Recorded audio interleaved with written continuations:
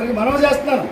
ఎందుకంటే ఇది అయిపోయింది. ఒక సంవత్సరం ప్రభుత్వ యంత్రాంగానికి కానీ ఇబ్బంది ఇవ్వకూడదు అన్నటువంటి ఉద్దేశంతో ఆయన చాలా జాగ్రత్తగా ప్రజాస్వామ్యుతంగా ఈ రాష్ట్రాన్ని పరిపాలించినటువంటి, ఈ రాష్ట్రాన్ని సంక్షేమ రాజ్యంగా చేసినటువంటి జగన్మోహన్ రెడ్డి గారు చాలా ఓపికతోటి సంవత్సరం కాలం జైల్లో పెట్టి చంపేస్తున్నారు, చిత్రహింసలు చేస్తున్నారు, లీడ్స్కి తీసుకెళ్తా ఉన్నారు.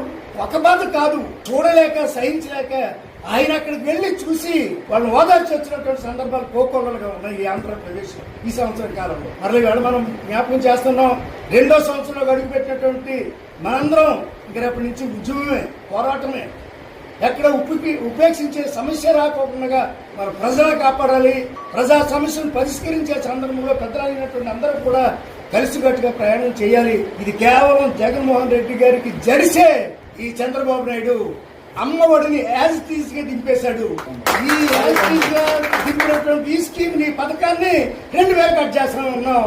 ఇది తప్పు అని మేము ఈ సందర్భంగా ప్రభుత్వానికి తెలియజేస్తా ఉన్నాం.